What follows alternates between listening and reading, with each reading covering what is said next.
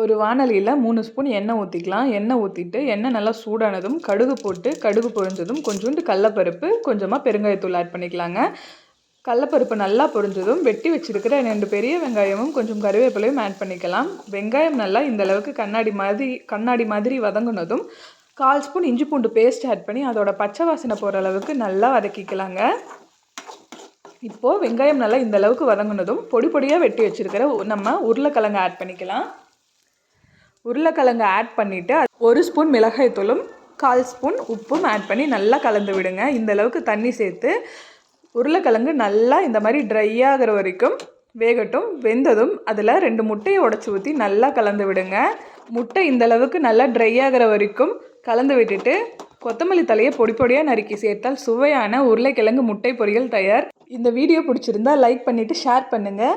PV life ஸ்டைலை subscribe பண்ணுங்கள். Thank you.